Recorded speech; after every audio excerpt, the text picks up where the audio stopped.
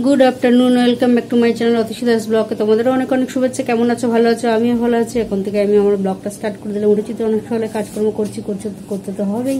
চলো কি কি করি না করি প্রত্যেকদিন তোমাদের সঙ্গে শেয়ার করি, আর আজকেও করবো। পুরো ভিডিওটা দেখবে, কেউ স্কিপ করবে না। ভালো লাগলে অবশ্যই লাইক করবে, সাবস্ক্রাইব করবে, ঘন্টাটা বাজিয়ে দেবে। যখনই আমি নতুন নতুন ভিডিও চালাবো তোমাদের কাছে নোটিফিকেশন চলে যাবে, তোমরা টুক করে দেখে আমি চলো দেখতে থাকো, সাথে থাকো। রান্নার দিকে চলে এলাম, আর এখানে দেখো আম, কাঁচা লঙ্কা, পেঁয়াজ, টমেটো ভালো করে ধুয়ে সব কেটে রেখেছি। আর এইদিকে হলো এঁচোড়টা আর আলু কেটে ভালো করে ধুয়ে কেটে সেদ্ধ করতে বসিয়ে দেবো। ওখানে রেখেছি, সেদ্ধ করব। আর এখানে চিংড়ি মাছটা ভালো করে ধুয়ে নুন হলুদ মাখিয়ে নিয়েছি। আজকে এঁচোড় চিংড়ি হবে আর টক ডাল হবে। আর এখানে দেখো মশলাটা ভালো করে বেটে নিয়েছি। এখানে পেঁয়াজ, রসুন, কাঁচা লঙ্কা, আদা, জিরে একসাথে বেটে নিয়েছি। চলো রান্নাটা এবার বসিয়ে দিই, নাহলে অনেকটা দেরি হয়ে গেছে। রান্না না বসালে অনেকটা দেরি, তাড়াতাড়ি করতে হবে, চলে আসবে। দেখো এখন আমি বসিয়ে দিয়েছি রান্নাটা, আর মশলাটাকে কষিয়ে নিয়েছি। আলুগুলো সেদ্ধ করে নিয়েছিলাম, ওর মধ্যে থেকে আলুগুলো তুলে ভালো করে কষিয়ে এর মধ্যে এঁচোড়টা দিয়ে দিচ্ছি। এঁচোড়টা দিয়ে ভালো করে কষাতে হবে, যাতে মশলাগুলো এঁচোড়ের মধ্যে ঢুকে যায়। চলো ভালো করে কষিয়ে নিই। তারপরে গরম জল বসিয়ে দিয়েছি, গরম জল দিয়ে দেবো। আমার মশলাটা এঁচোড় সব ভালো করে ঢুকে গেছে, ভালো করে কষানো হয়ে গেছে। আর এদিকে টক ডালটাও আমার কমপ্লিট হয়ে গেছে, দেখতেই পাচ্ছ। আর চলো রান্নাটা শেষের দিকে চিংড়ি মাছগুলোও দিয়ে দিয়েছি, ভেজে তুলে রেখেছিলাম চিংড়ি মাছগুলো। আমার এঁচোড়টা অনেকটা কমপ্লিট হয়ে এসছে। জল দেবো না, কেননা এর মধ্যে তো সেদ্ধ করা হয়েছে। সামান্য জল দেবো, অল্প সামান্য গরম জল দেবো দিয়ে, যেহেতু চিংড়ি মাছগুলো দিয়েছি, একটু ফুটলে সামান্য জল দেবো, নাহলে সেদ্ধ করা আছে, বেশি জল দিলে ফ্যাতে হয়ে যাবে। আর এঁচোড় একদম গ্যাদগ্যাদে হয়ে গেলে ভালো লাগে না, বেশ একটু আস্তে থাকলে এঁচোড় খেতে ভালো লাগে। চলো আমার রান্নাটা কমপ্লিট হয়ে গেছে, এবার খেতে বসে যাব। ঠিক আছে, দেখো খেতে বসে গেছি। আর এখানে কি আছে দেখো, এঁচোড় চিংড়ি আছে, আর মাংস আছে এক পিস, আর টক ডাল আছে। ও খাচ্ছে এঁচোড় চিংড়ি, মাংস আর টক ডাল। ও রাত্রে খাওয়া হয়ে গেছে, আমার এখনো খাওয়া হয়নি। চলো খেয়ে নিই, এটাই আজকে আমাদের দুপুরের লাঞ্চ, সেরে নিই। এই মাত্র খাওয়া দাওয়া শেষ হলো, খেয়ে দিয়ে উঠে বেসিনে বাসনগুলো মেজে নিচ্ছি। আর একজন তো খেয়ে দিয়ে উঠেই একদম দৌড়। আর আজকে রান্না করেছি এঁচোড় চিংড়ি আর টক ডাল। বলেছি কম করে আনতে, যাই আনবে কম করে আনবে। আর এক গাদা এঁচোড় নিয়ে এসছে, সেই এঁচোড় কাটতে কুটতে তারপর বাটতে বুটতে সারা দিন কেটে গেল। এই এক গাদা আনলে কখনো ভালো লাগে?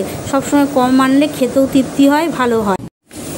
হ্যালো গাইস, খাওয়া দাওয়া তো অনেক আগে হয়ে গেছে। খাওয়া দাওয়ার অনেক পরে তোমাদের সঙ্গে কথা বলতে এলাম। খেয়ে দিয়ে উঠে বাসন টাসন ধুয়ে বেসিন টেসিন পরিষ্কার করে এটা জায়গা মুছে অনেকক্ষণ পর তোমাদের সামনে এলাম।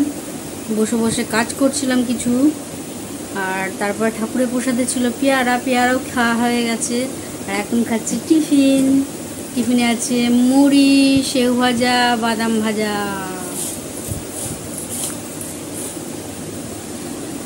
এটাই আজকে টিফিন। আরেকজনও বসে খাচ্ছে, তার অর্ধেক খাওয়া হয়ে গেছে, আর আমারটা এখনো হয়নি। চলো করে নিই, পরে কথা বলছি তোমার। দেখো খেতে বসে গেছি। এখানে আছে গরম গরম ভাত, টক ডাল আর এঁচোড় চিংড়ি। ও তাই খাচ্ছে টক ডাল, এঁচোড় চিংড়ি আর ভাত। এটাই আজকে আমাদের রাত্রির ডিনার। চলো সেরে নিই। এইমাত্র খেয়ে দিয়ে উঠলাম, খেয়ে দিয়ে উঠে বাসনগুলো মেজে বেসিনে ধুয়ে নিলাম। আরেকজন তো দাঁত ব্রাশ করতে চলে গেছে।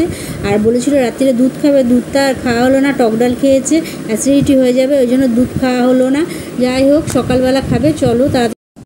এইমাত্র খাওয়া দাওয়া শেষ হলো, আর খেয়ে দিয়ে উঠে বাসন মেজে বেসিনে ধুয়ে নিলাম, বেসিন টেসিন পরিষ্কার করে এটা জায়গা মুছে, গ্যাস মুছে তারপর তোমাদের সঙ্গে কথা বলতে এলাম। এখন অনেক কাজ বাকি আছে। আরেকজন তো দেখাতে পারছি না, আরেকজন তো একদম খেয়ে দিয়ে উঠে আগেই পাউডার নিতে নিয়েছে, কেননা গরম আবার করে পড়ছে।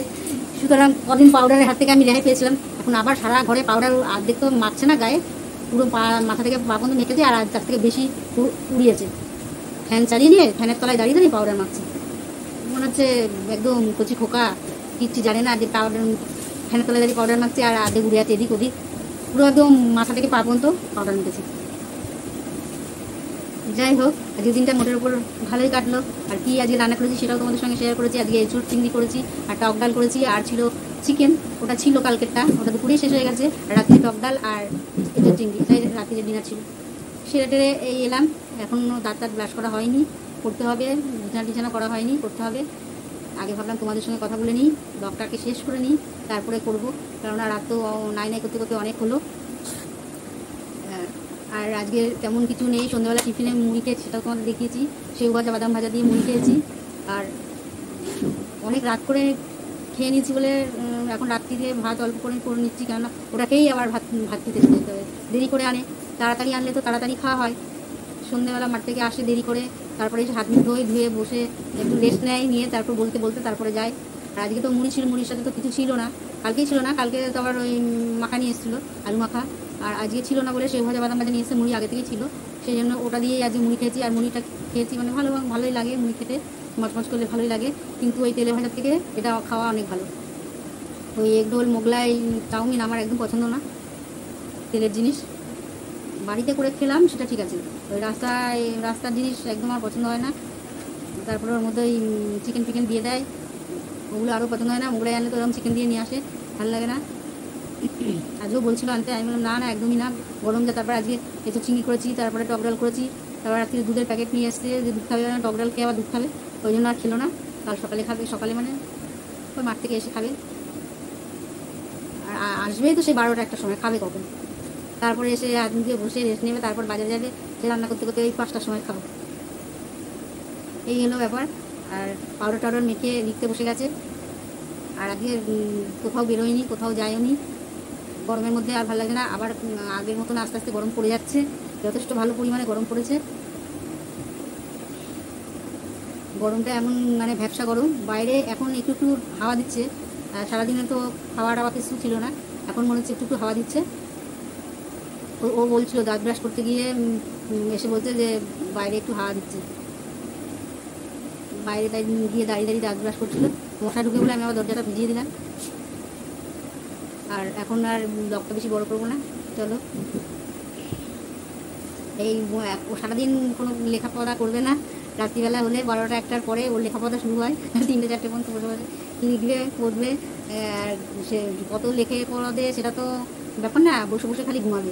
আর আমি ওখান থেকে চিৎকার করবে, ডাকি কি হলো, কেউ ঘুমাচ্ছে, কেউ চেয়ারে বসে ঘুমানো যদি হয় বিছানা আছে, বিছানা গিয়ে ঘুমাবে, ওনা আর বসে বসে চেয়ারে ঘুমাবে। আর যেই আমি ডাকবো তখন বলবে ও আমি ঘুমাচ্ছি নাকি, হ্যাঁ, তখনই লিখতে বলতো, তখনই ডিস্টার্ব করে আমাকে। চলো। আর বলছে উনি শুনছে, কিছু বলছে না, কিছু বলবে? হ্যাঁ আরে কিছু বলবেন? সারাদিন একটু চুপ করে শুনতে না, এটা ঘুরিয়ে দেখে দিচ্ছি। তাহলে আপনি যে শিয়াল পণ্ডিত হয়েছেন চশমা পরে, তাহলে বলুন কিছু। 3টে পর্যন্ত আপনি বসে বসে চেয়ারে যে ঘুমান, সেটা তো প্রমাণ দিতে হবে না। আর দাঁত বের করে হাসছে, মোচের তলা দিয়ে হাসলে হাসিটা চাপতে গিয়েও হাসিটা বেরিয়ে যায়। আমি বলছি আর ও মানে এরকম করতে, মানে কেন বলছি সেইটা। চলো আর বেশি বড় করবো না, আজকের মতন ব্লগটা এখানে শেষ করি। Good night.